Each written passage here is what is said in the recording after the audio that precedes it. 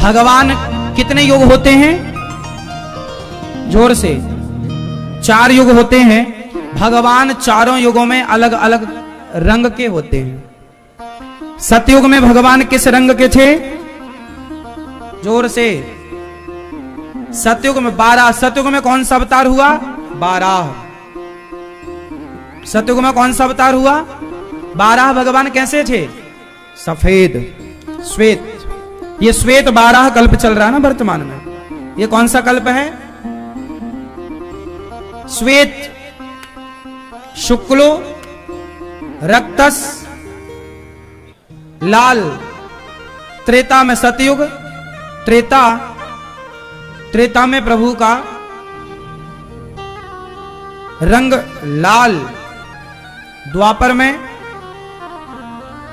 श्याम।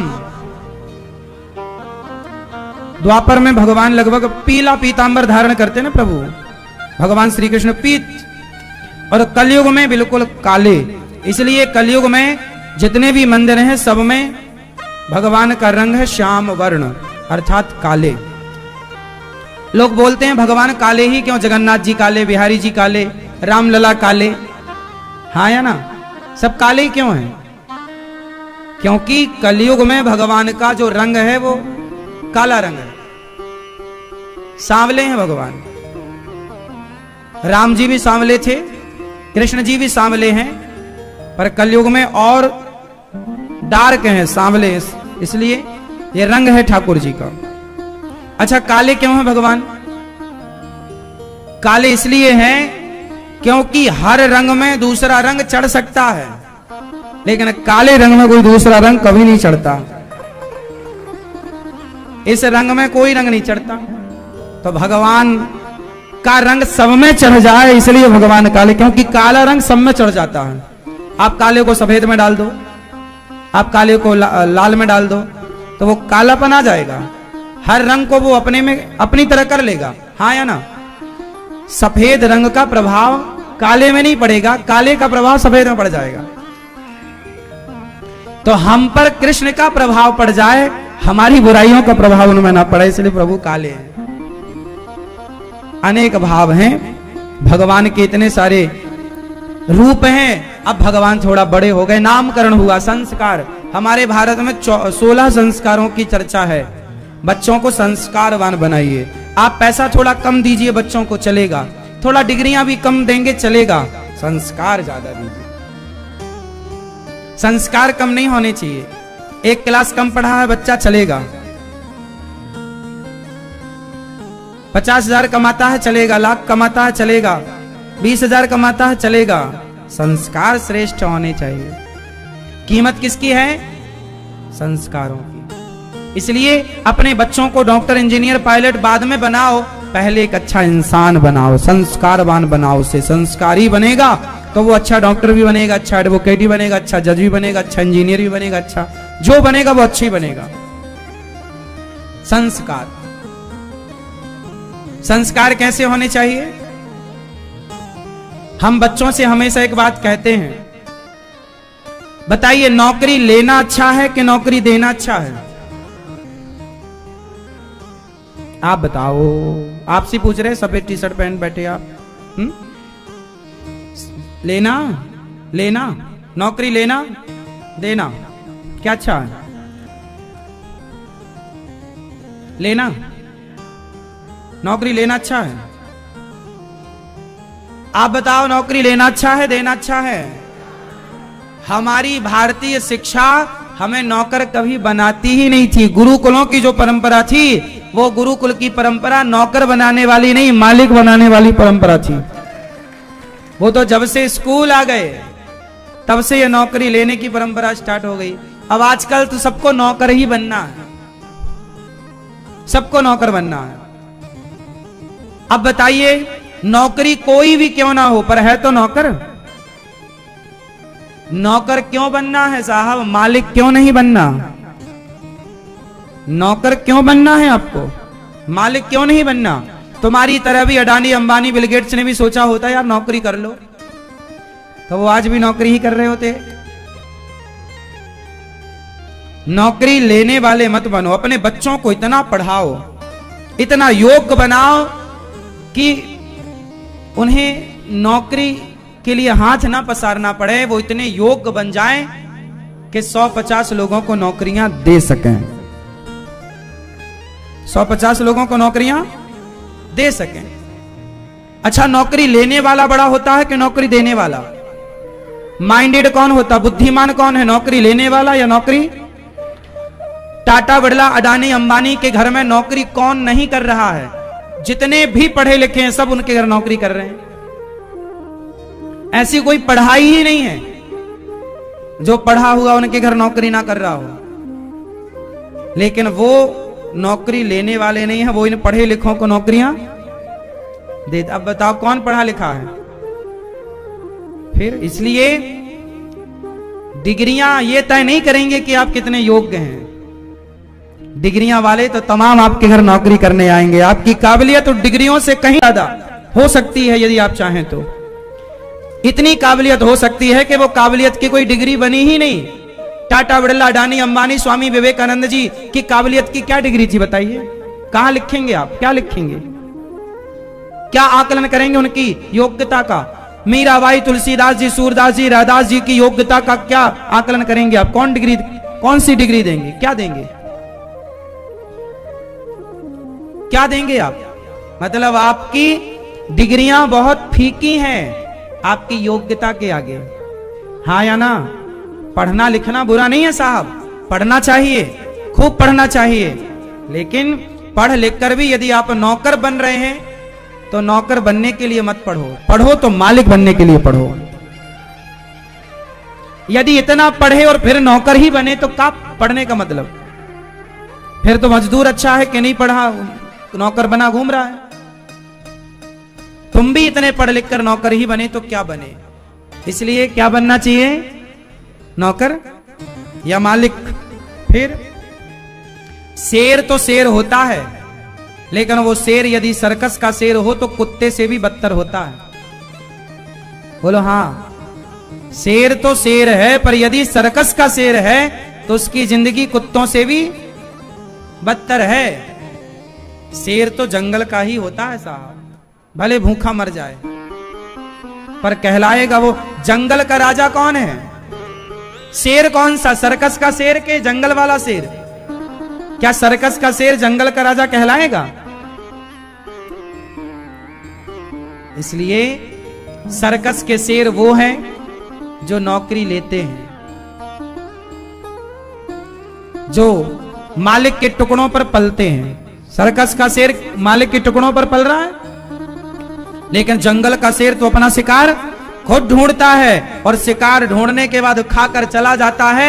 उसके जूठन पर ना जाने कितने गिद्ध अपना पेट भर लेते हैं, उसके खाने के बाद ना जाने कितने सियार, गीदड़, लोमड़ी अपना पेट भरती है।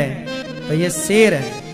शेर वो है जो स्वयं कमाता है और अपनी कमाई के साथ साथ औरों को भी रोजगार देता है। इसलिए दिमाग सेट करना है, नौकरी लेने के लिए नहीं, नौकरियां देने के लिए। इसलिए देने वाले बनना है। आप अपने बच्चों को नौकर मत बनाइए, मैं निवेदन कर रहा हूं, मालिक बनाइए।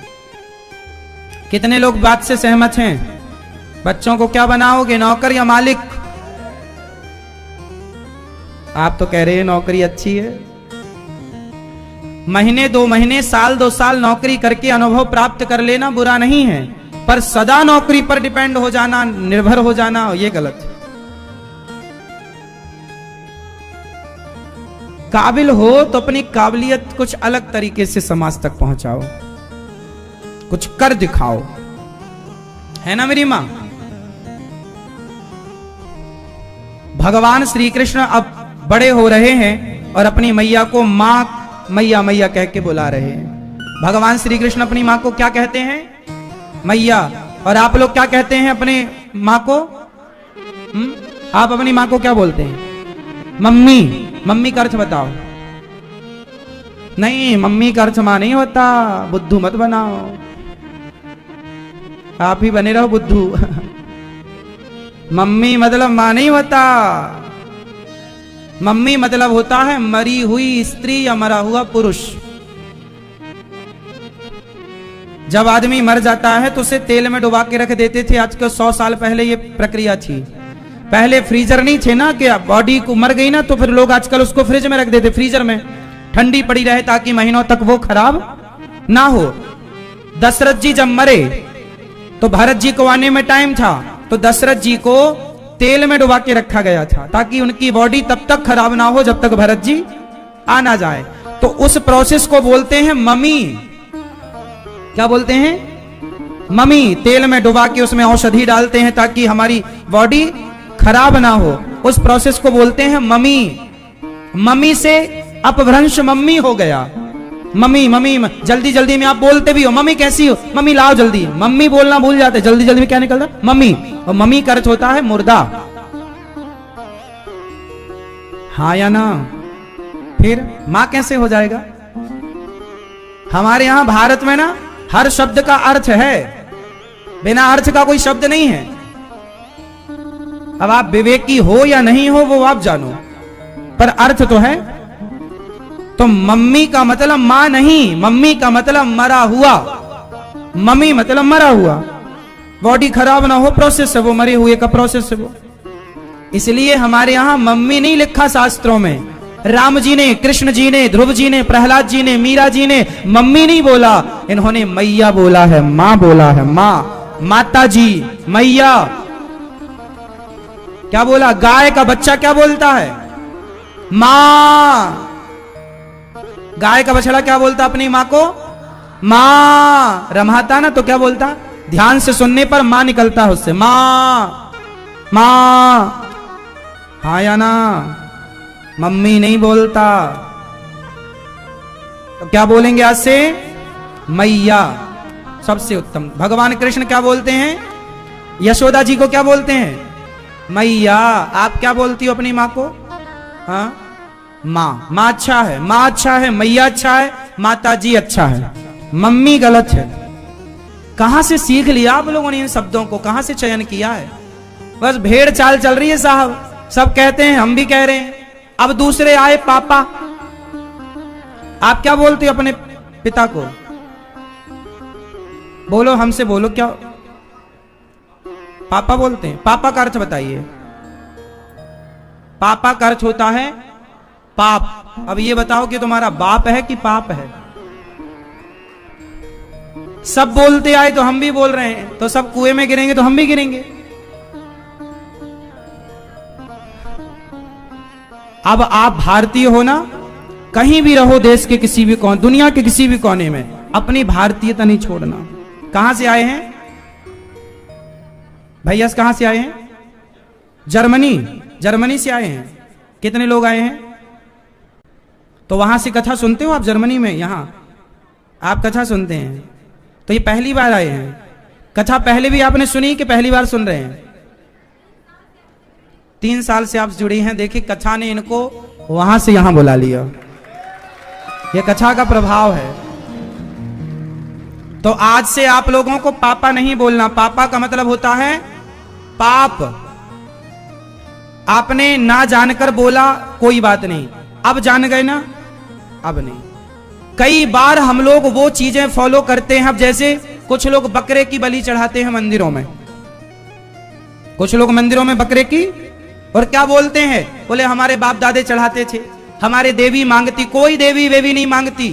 कोई बाप दादे तुम्हारे गलत परंपरा चालू करके गए हैं, तो तुम समझदार हो, उन गलत परंपराओं को बंद करो, ना कि फॉलो करो। बकरे को काटना, बकरे की बलि चढ़ाना कहीं भी लिखा नहीं है। हमारे यहां लिखा है अहिंसा ही परमो धर्म। जहां अहिंसा की बात हो, वहां वाला हत्या को कैसे जायज कहा जा सकता है? आप ही बताइए। अब ये क्या चल रहा? मन माना, सब करते आए, हम भी करेंगे। नहीं, सब करे हैं तो हम क्यों करें? सबने गलती की तो हम सुधारें, हम भी गलती करें, ये नहीं। तो आज से कितने लोग अपनी मां को मैया बोलना स्टार्ट करेंगे? क्या बोलेंगे? जोर से, जोर से।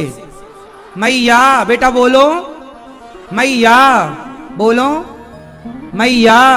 मैया रोटी दे दो, मैया पानी दे दो, मैया कपड़े दे दो, मैया। और पापा नहीं, पिताजी। क्या बोलेंगे? और अपने आने वाली पीढ़ी को भी याद रखेंगे और सिखाएंगे। पापा मम्मी नहीं, मैया पिताजी, मैया पिताजी या बाबूजी। हमारे यहाँ एक और था बाबूजी बोलने का, बाबूजी, बाबूजी भी अच्छा है, बाबा भी अच्छा। हम भगवान कृष्ण क्या बोलते हैं अपने पिताजी को? बाबा। नंद बाबा, नंद जी को बाबा। मैया बाबा, मैया बाबा। महाराष्ट्र में बोला जाता है आई बाबा। आई, आई मतलब माँ, बाबा मतलब पिता। आई बाबा, ये भारतीय परंपरा है। मम्मी और पापा, पापा का मतलब शुद्ध में पाप है। यदि शब्दों का आपको ज्ञान थोड़ा है तो वो आप कर लीजिएगा पता। पाप का, पापा का मतलब पाप से है, और ये पाप नहीं है, पिता है। पिता मतलब पारक्षणे धातु से पिता बनता है, जो हमारा भरण पोषण करे, जो हमारी रक्षा करे, जो हमारा पालक है, वो पिता है। वो पालक अर्थ पापा से सिद्ध नहीं होगा। पालक अर्थ पिता से सिद्ध होगा, पर पापा से सिद्ध नहीं। तुलसीदास जी के एक चौपाई हो, उसमें पापा है। कलयुग का यह परम प्रतापा, मानस पुण्य हो या नहीं पापा। यहां पापा शब्द का अर्थ पाप से लिया गया है। तो अर्थों को थोड़ा समझना पड़ता है। अर्थों को नहीं समझेंगे ना तो अर्थ का अनर्थ हो जाता है। जैसे एक नेताजी ने चौपाई का अनर्थ कर दिया, तुलसीदास जी ने चौपाई लिखी, ढोल गवार शूद्र पशु नारी सकल ताड़ना के अधिकारी। तो वहां ताड़ना शब्द का अर्थ है देखना, लेकिन नेताजी ने अर्थ कर लिया मारना। अब ताड़ना शब्द के दो अर्थ हैं। जैसे सन मतलब सूर्य भी होता है और सन मतलब पुत्र भी होता है। उच्चारण तो एक है, स्पेलिंग अलग अलग है माना की, पर उच्चारण तो एक है ना। हाँ या ना? सन मतलब सूर्य और सन मतलब पुत्र। हाँ या ना? उच्चारण एक है, स्पेलिंग अलग है। अब बताइए यहां दो अर्थ हो गए कि नहीं एक शब्द के? उसी तरह ताड़ना के भी दो अर्थ हैं। ताड़ना के कितने अर्थ हैं?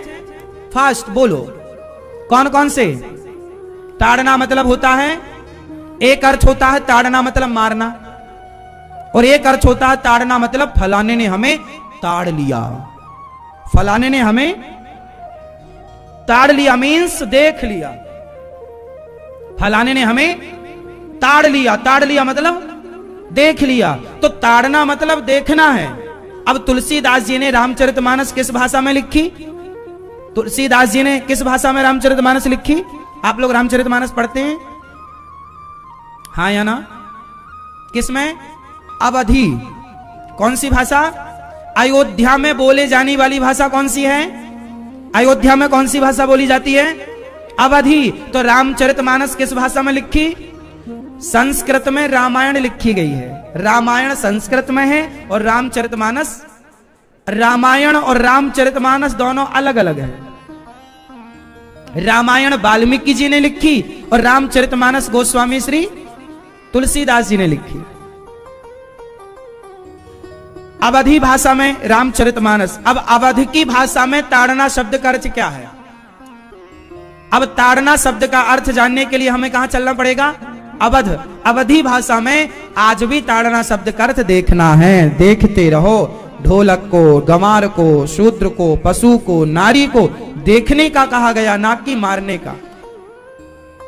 अपनी पत्नी को देखते रहो, नहीं देखोगे तो रावण उठा कर ले जाएगा। देखना। अपनी मां को, नारी जात जो है, नारी कितने रूपों में होती है? आप बताओ, नारी कितने रूपों में होती है? लाल मैया बताओ, नारी के कितने रूप होते हैं? आप बताओ। मां, बहन, दो। आप बताओ। मां, बहन, बेटी, पत्नी और पुत्री। बेटी अलग, पुत्री अलग। स्त्री के 4 रूप होते हैं। स्त्री के कितने रूप होते हैं? इसलिए दुर्गा मैया के हाथ कितने हैं? दुर्गा मैया के हाथ, दुर्गा मैया के हाथ 8। क्यों? क्योंकि नारी के रूप होते हैं 4। वो चारों रूपों का प्रतिनिधित्व कर रही हैं दुर्गा मैया, इसलिए 8 हाथ, अष्टभुजाधारी। स्त्री के 4 रूप कौन से? स्त्री है मां, मां के बाद है वो पत्नी, पहले मां, बहन, बेटी। स्त्री के 4 रूप हैं। अब ये 4 रूपों में ही बुआ बुआ मौसी ये सब माँ रूप में आ गई। माँ बुआ माँ जैसी होती है, मौसी माँ जैसी होती है, नानी दादी सब माँ के उसमें आ गई। स्वभाव 4 रूप हैं स्त्रियों के। तो देखने का अर्थ यहां गोस्वामी जी ने लिखा ढोल गंवार शूद्र पशु नारी। ताड़ना, ताड़ना मतलब देखना। चाहे माँ के रूप में नारी हो, माँ को देखते रहना पड़ता है। माँ दवाई खत्म तो नहीं हो गई, माँ स्वास्थ्य ठीक तो है ना। नारी माँ के रूप में है तो देखते रहना पड़ता है, बेटा देखे। नारी यदि पत्नी के रूप में है तो पति को भी उसे देखना पड़ता है, देखते रहना चाहिए। ऐसा थोड़ी कि शादी कर ली और तुम भाग गए कहीं, अब सालों तक लौटे ही नहीं। नहीं, पत्नी है तो मिलते रहो, देखते रहो, आते जाते रहो। पत्नी को किस चीज की जरूरत है, पूर्ति करते रहो, देखते रहो। नजर हट जाएगी तो रावण उठा कर ले जाएगा। तो बेटी को, पत्नी को देखते रहो। बेटी को, आपकी बेटी है तो देखते रहना पड़ता। बेटी गई लौटी नहीं, भाई कहां चली गई बेटी, कहां गई, अभी तक नहीं लौटी। तो हर बाप को, हर मां को अपनी बेटी को क्या करना पड़ता है, देखते रहना पड़ता है। और बहन देखना पड़ता है। बहन सब ठीक है, रक्षाबंधन आती है, रक्षा का संकल्प कराती है तो भाई को भी उसे देखते रहना पड़ता है। तो देखते रहो। ढोल गंवार शूद्र पशु नारी सकल ताड़ना मतलब अब देखो, अर्थ का अनर्थ तब होता है जब आप उसका गलत अर्थ। इसलिए हम ये सारी बातें आपको केवल इसलिए समझा रहे हैं कि आप लोग सही अर्थ करें, ना कि गलत अर्थ करें। सिर्फ इतनी सी बात समझ में आ रही है बात। तो भगवान श्री, आज से आप लोग क्या कहोगे अपनी मां को, मैया। अभी क्या कहते थे, अभी मम्मी कहते थे ना, अब मम्मी नहीं बोलना। और पिताजी को क्या बोलेंगे, पिताजी। पापा को क्या बोलेंगे, पापा नहीं बोलेंगे। आप पापा क्या बोलते थे, आप पापा बोलते थे ना। अब ये गलती नहीं करना, याद रहेगा कि भूल जाओगे शाम तक। हाँ, भगवान का नामकरण संस्कार हुआ। भगवान थोड़ा बड़े हो गए, घुटनों के बल चल रहे हैं, थोड़ा खड़े होने मैया यशोदा उंगली पकड़कर चला रही है। और एक दिन क्या हुआ, भगवान थोड़ा बड़े हुए ना, ग्वाल वालों का गोला बनाते हैं, भगवान जाते हैं चोरी करने के लिए। भगवान किसकी चोरी करते हैं, माखन। माखन मतलब, मक्खन मतलब, मक्खन मतलब क्या हुआ मैया, मक्खन मतलब क्या हुआ, मन। मक्खन जैसा हमारा सुंदर सा पवित्र सा मन, जिसका मन निर्मल होगा मक्खन की तरह, उसके मन रूपी मक्खन की चोरी कर लेंगे भगवान। उसका मन रूपी मक्खन चुरा लेंगे भगवान। भगवान का नाम है चित्त चोर। क्या नाम है भगवान का, चित्त मतलब जो हमारा मन है, चित्त है, वो यदि पवित्र है तो ठाकुर जी क्या करते हैं, उसकी चुरा लेते हैं। हाँ, चोरी कर लेते हैं चित्त की। और भगवान उस चित्त के साथ आनंद करते हैं। इसलिए आप लोग भी अपना चित्त भगवान में लगाया करो, संसार में नहीं। काम संसार का करो, तन संसार में रहे पर मन भगवान में रहे। बांट लो, तन अलग मन। वैसे भी आपका तन मन अलग अलग ही है। भले शरीर से आप यहां बैठे हो, आप में से कुछ लोग मन से भी यहां हैं, पर कुछ लोगों का मन यहां वहां यहां वहां भाग रहा है। तो मन और तन 2 विषय हैं, अलग अलग विषय है। अब इस पे करना क्या है, भगवान को क्या चाहिए, तन की मन। और संसार के लोगों को क्या चाहिए, तन की मन। पत्नी को, पति को, बच्चों को तन चाहिए कि मन चाहिए, हां। परिवार को चाहिए तन, परिवार को तन। और भगवान को तो बटा है ना, बंटवारा है ना, कर लो ना बंटवारा। परिवार को खुश करना है तो तन दे दो, और भगवान को खुश करना है तो मन दे दो। सिंपल है, बहुत कठिन विषय। आप लोग गलती क्या करते हैं, भगवान को तो तन दिए बैठे हैं, रोज पूजा करेंगे शरीर से, लेकिन मन कहां है। सास पूजा कर रही है, तभी चूल्हे में दूध उफन रहा, अरे माला जप रही है सासू मां, पर मन रखा है चूल्हे में, दूध उफन गया, दूध उफन गया। तो तन से भगवान में थोड़ी काम बनेगा। तन है संसार में और मन है संसार में, और तन लगा भगवान। अब भगवान को माला पहना रहे हैं, भगवान मिठाई चढ़ा रहे हैं। एक मैया आई, कथा सुनी, कथा पूरी हुई तो मैया रोने लग गई बाहर गेट में खड़ी होके। हमें लगा वाह बहुत अच्छी मैया है, बहुत अच्छे से कथा सुनी है, अब इनके अंदर प्रेम जाग गया। तो मैंने पूछ लिया मैया क्यों इतना रो रही हो? बोले महाराज जी हमारी चप्पल ले गया कोई। किसके लिए रो रही हैं? और हमें क्या लगा? भगवान के लिए रो रही हैं। तो दुनिया रोती तो है पर चप्पल जूते के लिए, क्योंकि मन कुछ लोग ना मंदिर दर्शन करने जाएंगे पर ध्यान जूतों में रहेगा, जूता उतार के आए, 10,000 के जूते हैं अभी लिए और दर्शन है बिहारी जी और ध्यान कहां? जूतों में। अब बताओ ये औपचारिकता है या नहीं? ऐसा नहीं। इसलिए भगवान वृंदावन में 10.5 साल तक नंगे पांव ही रहे। इसलिए भगवान, हम तो आप लोगों से कहते हैं तीर्थों में जाया करो ना, तो ना सोना पहन के जाया करो, ना चांदी पहन के जाया करो, ना ज्यादा महंगे जूते, सस्ते गुम जाए तो कोई दिक्कत नहीं। आप लोग ना बहुत होशियारी में महंगे महंगे जूते पहन के आते हैं और फिर चोरी हो जाते हैं, रोते। तो जब रो नहीं था तो पहन के क्यों आए? और जब महंगे पहने हो तो चोरी हो गए तो बस सहो उस नुकसान को, या तो पहनो ही मत। धाम में आओ ना सहज बन के, सरल बन के, वीआईपी बनकर नहीं, सामान्य नंगे पांव। यहां की रज आपके शरीर पर टच होनी चाहिए, स्पर्श होना चाहिए यहां की धूल का, माटी का, क्योंकि ये वो मिट्टी है जिसमें भगवान नंगे पांव चले। तो आप भी कोशिश करें कि मन भगवान में रहे और तन संसार में रहे।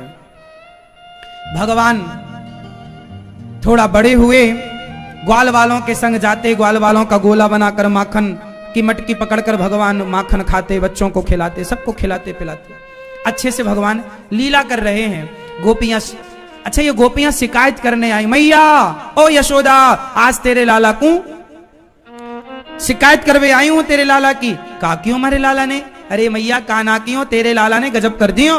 का क्यों? यादारी के ने सबरो माखन खाई लियो। च्योरे लाला तेने माखन खायो? ना मैया मैंने माखन ना खायो। तो सखियां तो बोल रही है तेने माखन खायो। अरे मैया एक नंबर की चोटी है ये सखियां, मेरे गाल पकड़ के कहे क्यों चोरा ब्याह करेगो मेरे से? अब तू ही बता मैया, मैं इतना सो छोरा ये बुढ़िया से ब्याह करूंगो का? ओ ये सखी कहे मेरे से ब्याह करेगो का लाला? अब मैया तू ही बता। अब मैया हंसवे लग गई, राम राम राम राम। ये सखी तुम लोग गाल पकड़ के का को हमारे छोरा? अरे मैया तू समझे ना है, तेरो लाला बड़ो झूठो है, बड़ो नटखट है। अच्छा का क्यों? बोले वत्सान मुंचन को जित समय क्रोध से संजात हासा, छोटे छोटे बछड़ों को ये खूंटे से खोल देता है। मैया बोली तो तुम जाके दूध दोह लिया करो। अरे मैया ऐसे समय में खोले जब गैया दोहबे को समय ना हो, सारो दूध पी जाए बछड़ा और हम चुपचाप मुंह लटकाई में, और हम आपको डांटे तो हमें ही करके देख के हंस दे, हम सारे गुस्सा भूल जाए आपकी मुस्कान को देख के। इसलिए मैया तो अपने लाला को समझा। अच्छा ये गोपियां जो शिकायत कर रही हैं ना, आप बताओ ये शिकायत कर रही हैं या शिकायत के बहाने दर्शन कर रही हैं? क्या है मैया? गोपियां शिकायत नहीं करती, ये तो शिकायत के बहाने ना जी भर के देखना चाहती।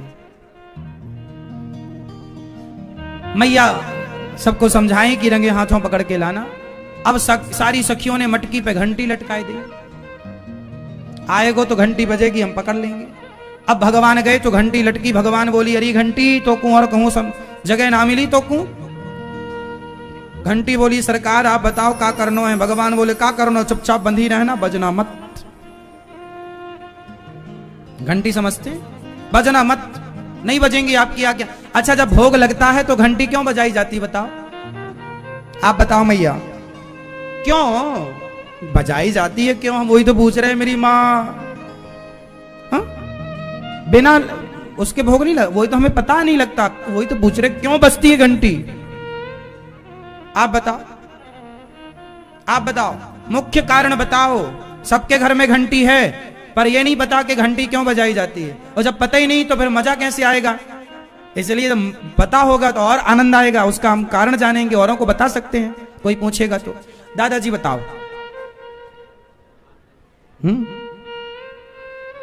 झांझ, ध्यान, हाँ ध्यान आएगा।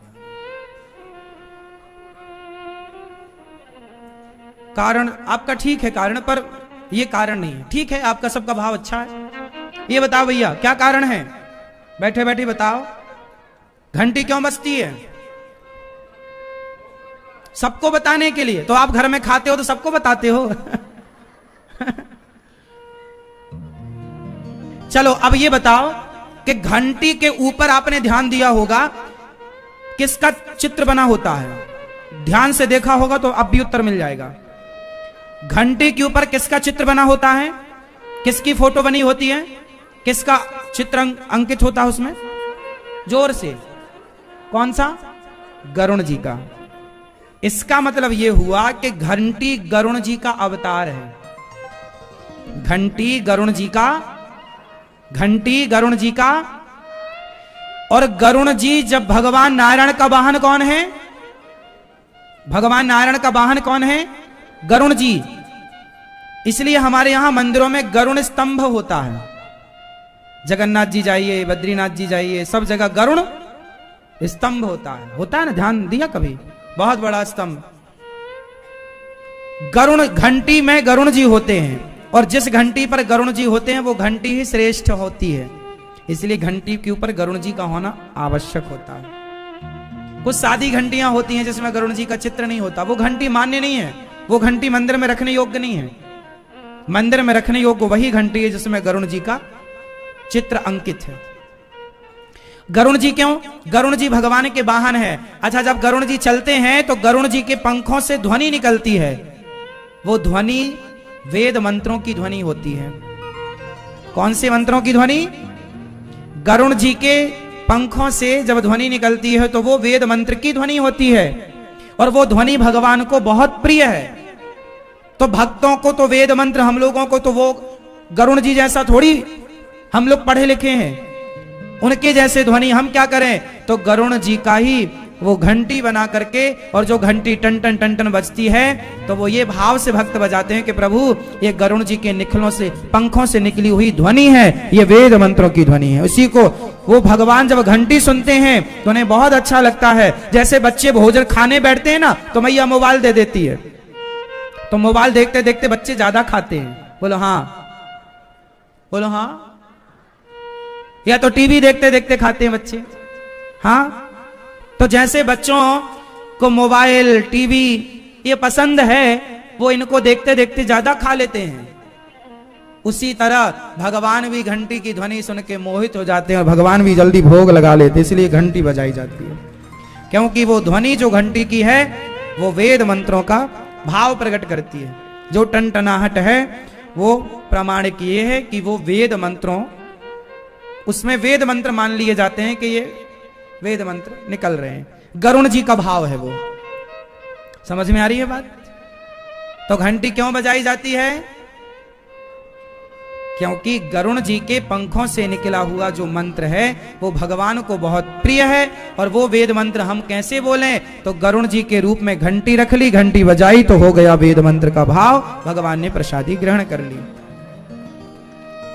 इसलिए घंटी लोग बजाते हैं। तो घंटी गोपियों ने टांग दी आज, और भगवान जब माखन चोरी करने आए तो घंटी टन टन टन टन, भगवान बोले बजना मत, घंटी नहीं बजी। सब ग्वाल वालों ने खाया, घंटी नहीं बजी। अंत में जब भगवान खाया बनकर वही धरा, यशोदा बनी, और सेवा का ऋण चुकाने के लिए भगवान उनके पुत्र बनकर आज मैया यशोदा का दूध पी रहे हैं। जो जगत को तृप्त करने वाले भगवान हैं, आज उन्हें दूध पिलाकर मैया तृप्त कर रही हैं। इसलिए मां तो कौशल्या भी थी, माता तो देवकी भी थी, पर जितना सुख माता यशोदा को मिला है भगवान का, उतना सुख ना माता कौशल्या को मिला, और ना तो दूध तो इन्होंने भी पिलाया माता कौशल्या, पर जो नटखट बाल लीलाएं भगवान ने यशोदा के आंगन में की वो दशरथ जी के आंगन में नहीं की।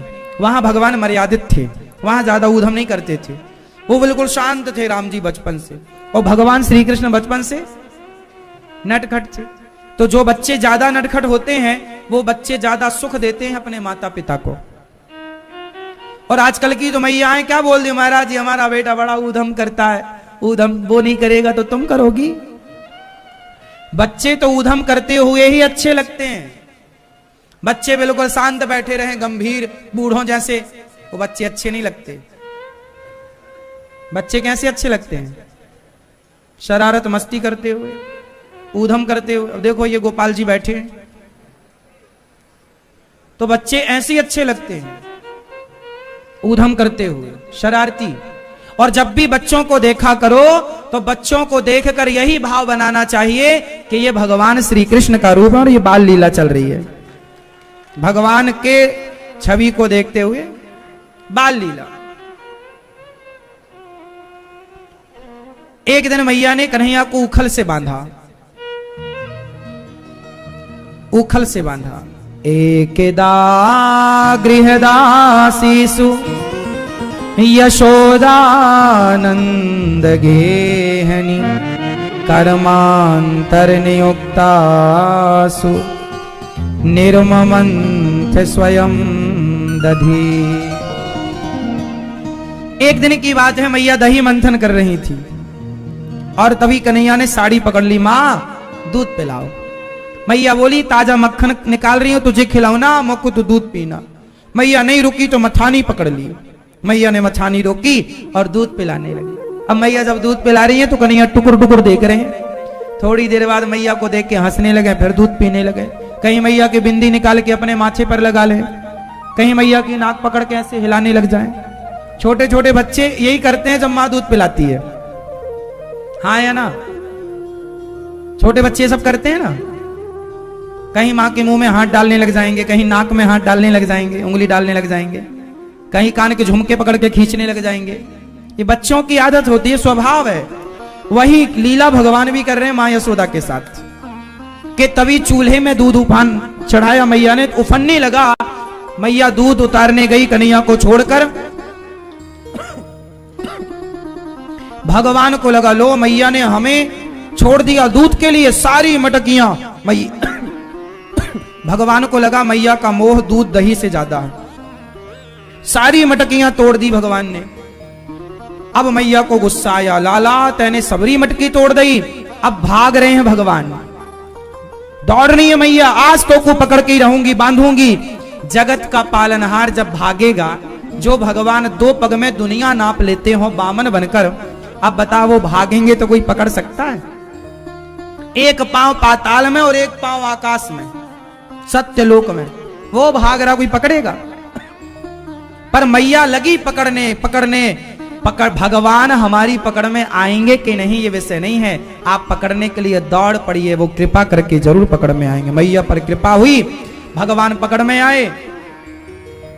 और जब भगवान पकड़ में आए तो मैया ने बोला कि आज तो को मैं बांध दूंगी उखल से। किससे बांधा मैया ने? मैया, ओ मैया, जा रही हो मेरी माँ? गुस्सा हो गई क्या मेरी माँ? टाटा कर लो। अच्छा चलो टाटा, जल्दी आना। अच्छा यहां से उठ के वहां बैठ जाओगी? अच्छा सुनो, मैया यशोदा ने भगवान को उखल से बांधने लगी तो 2 अंगुल रस्सी कम पड़ गई। मैया यशोदा ने जब भगवान को बांधना चाहा तो कितने अंगुल रस्सी कम पड़ी आप बताओ मेरी माँ? 2 अंगुल ही क्यों कम पड़ी?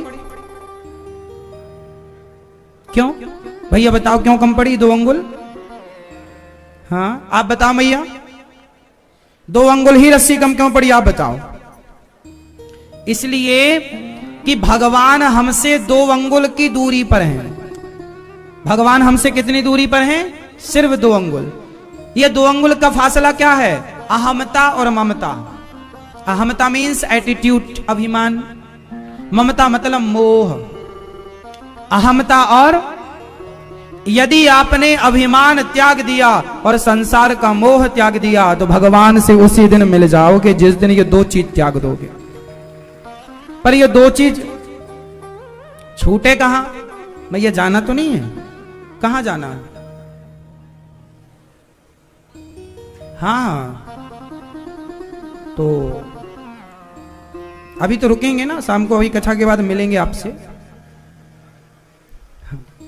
हाँ फिर आएंगे लौट के।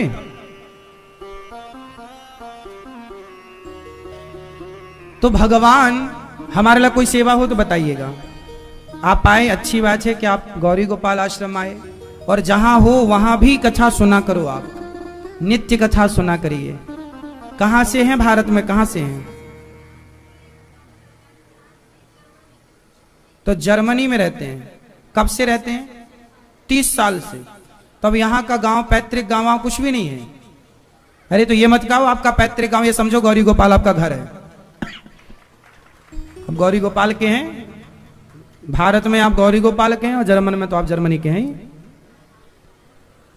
अब आप यहां के हैं, ठीक है। तो यशोदा मैया ने 2 चीजें जब छोड़ी तो भगवान बंधे। क्या छोड़ा? अहमता और ममता, अभिमान और मोह। ये अभिमान बड़ी बुरी चीज है। आपको क्या नहीं करना चाहिए? अभिमान नहीं करना चाहिए। आते रहिएगा, ठीक है बेटा। मैया को ना ऊपर माताओं के दर्शन करा देना सुखदेव भगवान, किसी को बोल दो, और नीचे मैयाओं का दर्शन कर लीजिएगा, प्रसाद पा लीजिएगा, ठीक है।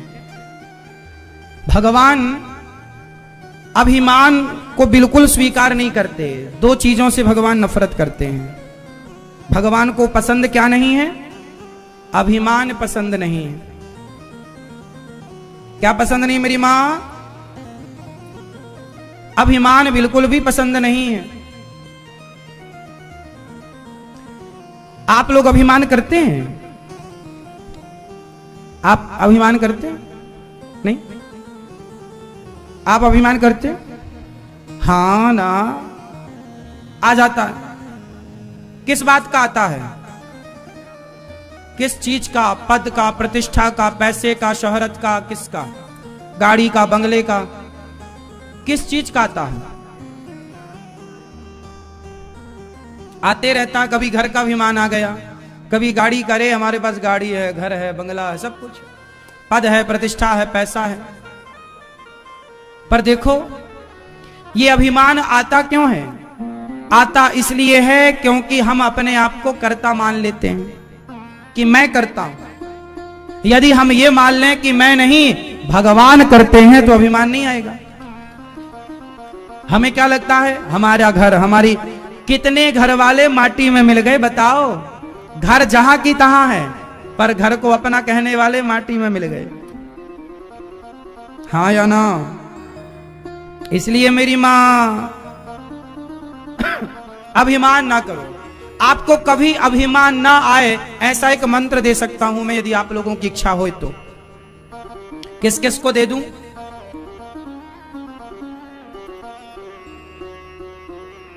आपको कभी अभिमान ना आए ऐसा मंत्र दूं? किस किस को दूं? सबको? अच्छा सुनो फिर, आप बस एक थोड़ा सा छोटा सा काम कर लो। एक 50 रुपया का घड़ा खरीद लो और घड़ा खरीद के अपने दरवाजे में किनारे कहीं टांग लो। ऐसी जगह पर टांगना जहां आते जाते घड़े का दर्शन हो, बस। अभिमान नहीं आएगा। अब आप कहोगे घड़े से अभिमान का क्या संबंध? हाँ, अब आगे की बात सुनो। आप बस घड़ा टांग लेना, आगे की बात मैं बता रहा हूं। 50 रुपया के घड़े में समा जाएगी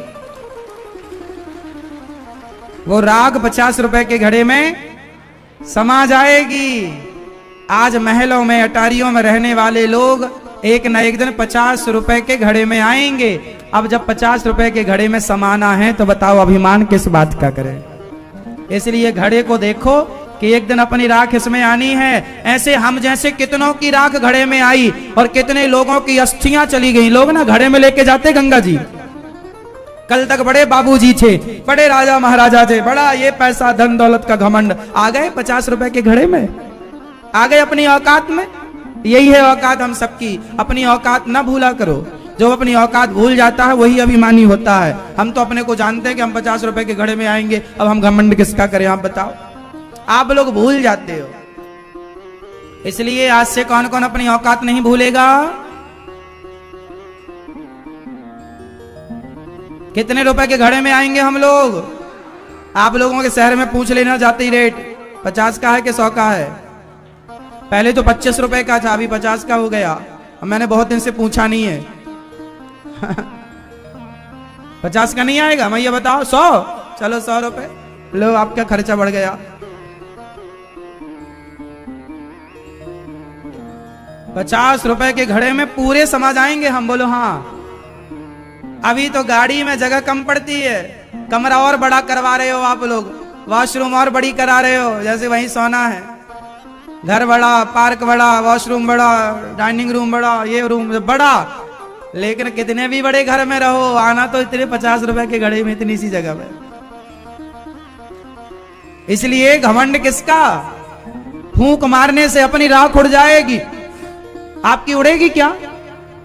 हाँ बोलो हाँ। इसलिए साहब माटी हो, आप सच्ची बताओ, आप माटी हो या नहीं? हाँ या ना? बोलो हाँ या ना। तो माटी गर्म नहीं साहब, माटी का स्वभाव ठंडा रहना है, इसलिए ठंडे रहो, अभिमान की गर्मी उतार दो। माटी हो तो माटी का स्वभाव है ठंडा। माटी का घड़ा गर्म होता है कि ठंडा? तो ठंडे रहो ना। ये गर्मी किस बात की है? बात बात पे गर्म क्यों होते हो तो माटी, तो बात बात पे गुस्सा किस बात का? बात बात पे ये अभिमान कैसा? कंट्रोल।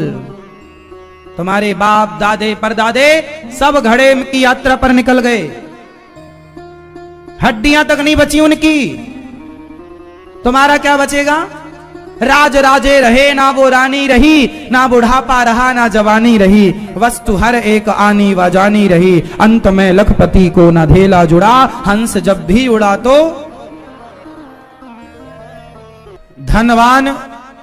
धनवान वो नहीं है जो बड़ी महंगी महंगी शराब पीने लग जाए। क्यों जी? धनवान का मतलब ये थोड़ी कि आप धनवान है तो महंगी शराब पीने लग जाए तो आप धनवान है। धनवान का मतलब ये नहीं कि आप ब्रांडेड कपड़े पहनने लग जाएं। धनवान का अर्थ ये होता है कि आप धन पा करके धन को धर्म से जोड़ने लग जाएं। धन पाए हैं तो धन को कहां जोड़ें? धर्म से। किसी भूखे की रोटी बनो, किसी भूखे की रोटी की व्यवस्था करो, किसी निर्वस्त्र के लिए वस्त्र दो। गौरी गोपाल आश्रम में वृद्ध माएं रहती हैं, इन माओं का सहारा आप बनते ही हैं। यहां गौरी गोपाल आश्रम में सेवाएं चलती हैं, यहां देश विदेश से लोग आते हैं मेरी मां। अभी कल ही मेरे पास फोन आया, भैया ने बोला कि फ्रांस की संसद भवन में वो हमें बुला करके यहां की सेवाओं का सम्मान करना चाहते हैं। अभी अमेरिका ने आकर के हमें पीएचडी की उपाधि दी और एक सर्वे किया अमेरिका ने, जो वहां की एक टीम होती है, उन्होंने सर्वे किया पूरे वर्ल्ड में, पूरी दुनिया में वो सर्वे करते हैं कि कौन सा देश, उस देश के कौन से शहर में, कौन से स्थान पर सबसे सामाजिक काम कहां हो रहे हैं, सबसे श्रेष्ठ। तो आपको बता दूं, अमेरिका ने पूरे भारत में गौरी गोपाल आश्रम की सेवाओं को चुना और गौरी गोपाल आश्रम में जो मानव जाति की सबसे श्रेष्ठ सेवाएं हो रही हैं, उसके लिए मुझे सेवा के लिए पीएचडी दी कि यहां जो सबसे श्रेष्ठ सेवा हो रही है गौरी गोपाल आश्रम में, जो सबसे श्रेष्ठ सेवा है, उसका खिताब आप सबके लिए, भारत का सम्मान, यही तो है। तो गौरी गोपाल आश्रम में जो सेवाएं चल रही हैं, वो केवल भारत के लोग ही नहीं मेरी मां, पूरी दुनिया देख रही है इन सेवाओं को, पूरी दुनिया की निगाहें हैं गौरी गोपाल आश्रम की सेवाओं में। सबकी दृष्टि है कि यहां अब सोचिए 30,000 लोग पर डे प्रसाद पाते हैं, ये कोई सामान्य सेवा है। 275 वृद्ध माओं की यहां सुव्यवस्थित सेवा है, 104 विद्यार्थियों की सेवा है, गौ माता की सेवा, बंदरों की सेवा, चिकित्सा की सेवा। इन सब सेवाओं के लिए चाहे फ्रांस हो, अभी हम लंदन गए तो लंदन की पार्लियामेंट में भी यहाँ की सेवाओं का उन्होंने सम्मान किया और उन्होंने वहां पर लंदन की पार्लियामेंट में कहा कि वृंदावन में, भारत में जो वृंदावन है वहां पर सबसे श्रेष्ठ सेवाएं गौरी गोपाल आश्रम में हो रही हैं और वर्ल्ड बुक ऑफ रिकॉर्ड में नाम सम्मिलित किया गौरी गोपाल भगवान की सेवाओं में।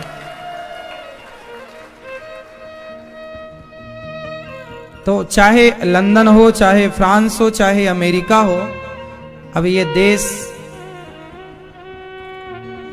ये सुंदर सी कार्यों की सराहना कर रहे हैं। इसलिए आप लोगों से मैं निवेदन करूं कि आप लोग भी वृंदावन आकर अपनी आंखों से यहां देखिए, हमारे कही बातों पर बिल्कुल विश्वास मत कीजिएगा, आइए और अपनी आंखों से देखिए। आप में से कितने लोगों ने यहां माताओं की अन्न क्षेत्र की सेवा का अपनी आंखों से, किस किस ने दर्शन किया? जिसने किया है बस वो, जो नहीं किए वो आके दर्शन कीजिएगा। तो जैसा सुना टीवी पर वैसा है या नहीं है? इसके लिए अमेरिका ने सम्मान किया इन सेवाओं के लिए। ये देखिए, ये अमेरिका की टीम जब पूरा सर्वे हुआ तो उन्होंने हमें दिल्ली इनवाइट किया और उन्होंने आकर के यहाँ की सेवाओं के लिए सम्मान किया और यहाँ की सेवाओं को सराहा, गौरी गोपाल आश्रम की सेवाओं को सराहा। तो ये गौरी गोपाल आश्रम की जो सेवाएं हैं ये सबके लिए अनुकरणीय है। आप यहाँ की सेवाओं से अपने माँ बाप की सेवा करना सीख सकते हैं। यहाँ केवल सेवा होती है और कहीं बाद में जाती है, पहले की जाती है।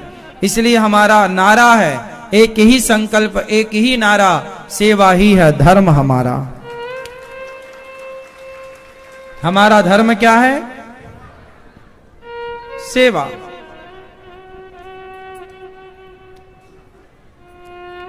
सेवा ही हमारा धर्म है।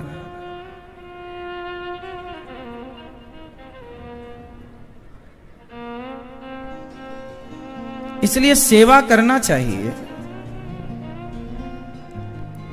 नंद बाबा ने भगवान का उत्सव मनाया कि अभी उत्सव चल रहा था कि पूतना मौसी आ गई और पूतना मौसी ने सुंदर सा रूप बनाया और भगवान को दूध पिलाने, दूध क्या था? जहर भर के लाई। स्तनों में क्या भर कर लाई? जहर।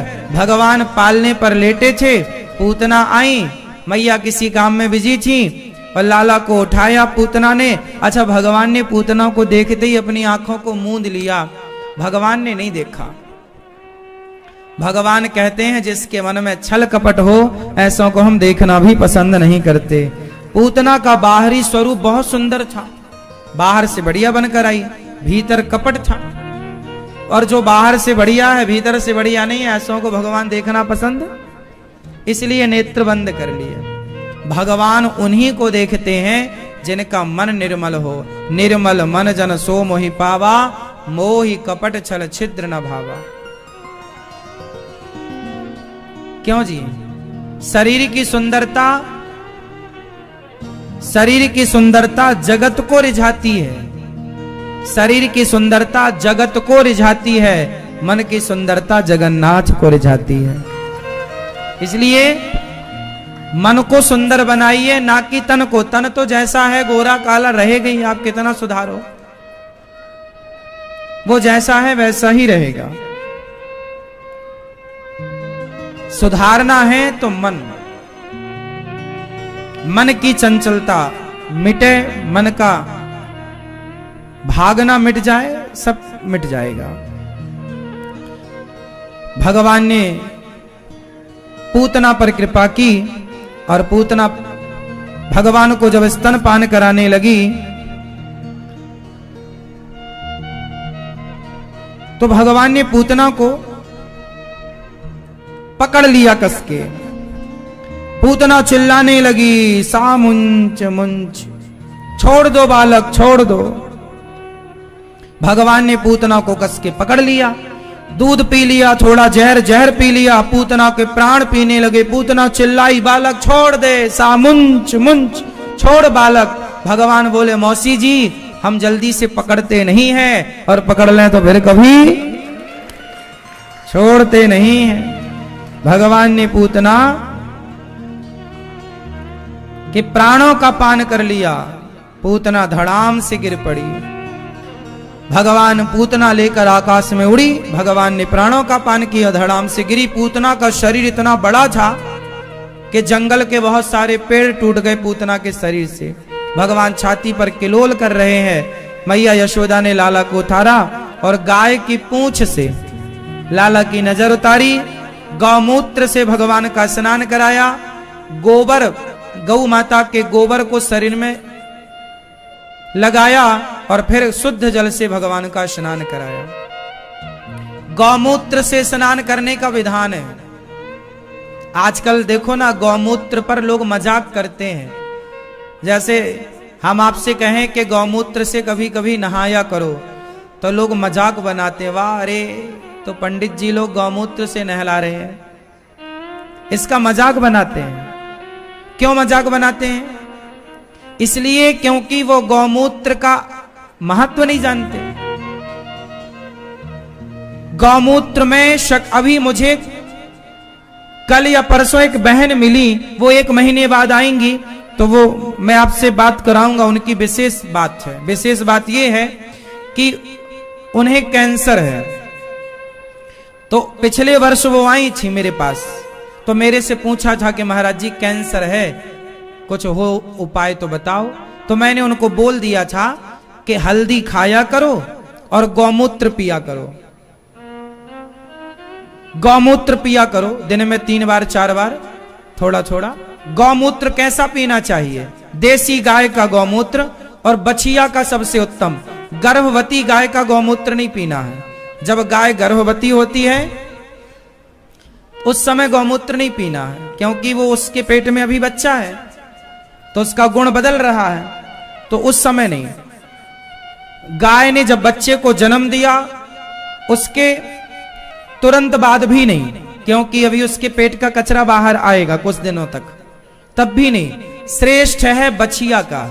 बछिया, जो बछिया अभी अभी दूध पीती हो या आप घास वास खाने लगी हो, गैया के संग जाने लगी हो चरने, 1 साल की बछिया हो, 1 साल की 1.5 साल, गर्भवती होने के पहले। और गाय है तो गाय भी, अब उसका बछड़ा बछिया बड़ी हो गई तो आप उसका भी पी सकते हैं। तो उनसे मैंने बोला कि गौ माता का गौमूत्र पिया करो और हल्दी कच्ची खाया करो, भूंज करके पीस लो, उसको 2 चम्मच सवेरे खाओ। और उन्होंने कल परसों वो आई और उन्होंने बताया कि महाराज जी हमें लगभग 80% आराम है केवल हल्दी और गौमूत्र से। कैंसर में आप मेडिकल चले जाइए, गौमूत्र मांगी आपको मिल जाएगा, हाँ या ना। बड़ी बड़ी दवाइयों की कंपनियां गौमूत्र पर रिसर्च करने लग गई हैं। 2 चीजों पर रिसर्च तेजी से हो रहा, एक तुलसी पर, तुलसी अर्क मिल जाएगा आपको कहीं भी, तुलसी का अर्क, और गौमूत्र मिल जाएगा। यदि गौमूत्र में ताकत नहीं है तो फिर मेडिकल साइंस उस पर रिसर्च कर रहा है? क्यों मेडिकल में बिक रही है? मतलब कुछ तो है तब ना। कुत्ते का मूत्र क्यों नहीं बिकता?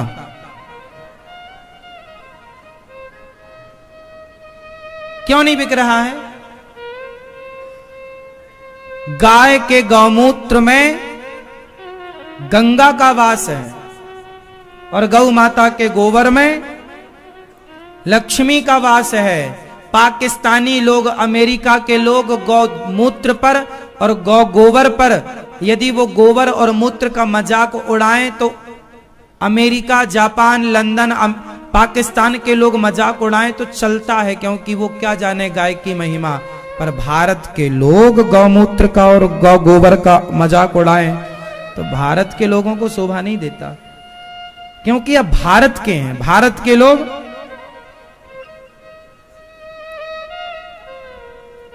आप भारत में रहने वाले, ये आपको शोभा नहीं देता कि आप, हमारे यहां बरसों से गाय के गोबर से ही आंगन लीपने की परंपरा रही है, हाँ या ना।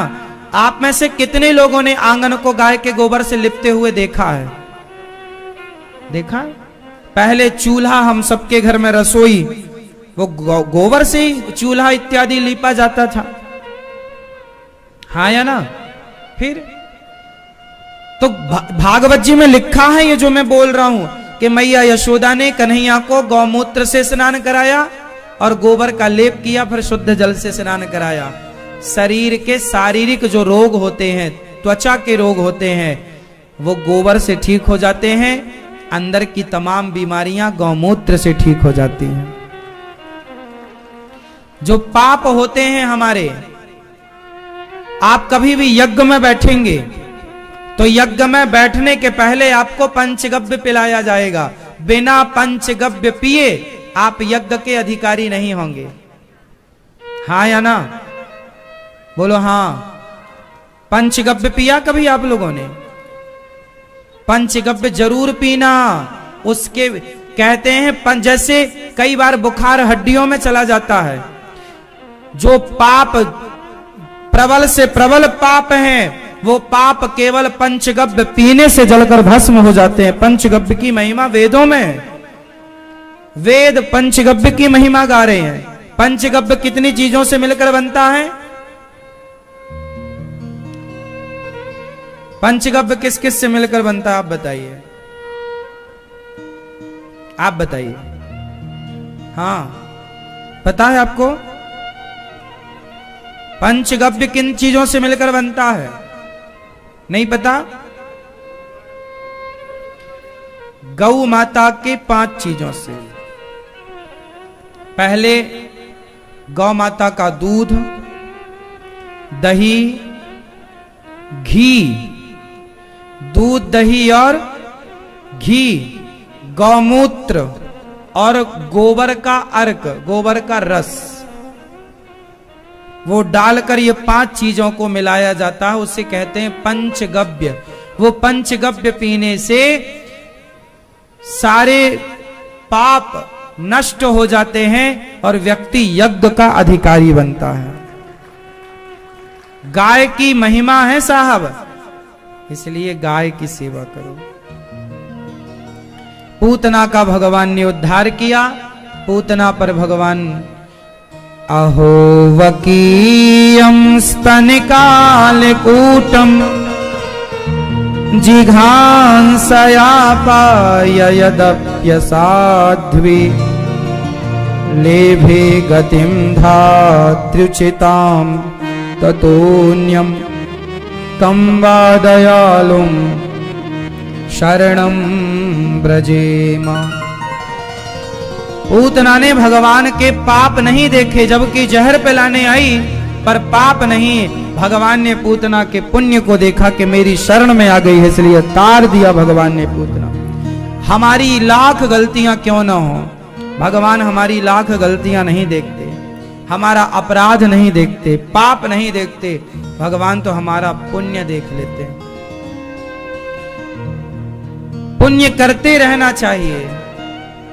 हमारे भैया श्री संतोष भैया, मैया श्रीमती अनीता चौधरी जी, संतोष चौधरी जी, आपने मन में संकल्प लिया कि आश्रम में जो गौरी गोपाल आश्रम में सेवाएं चल रही हैं, इन सेवाओं के लिए 5 कुंटल चावल का आप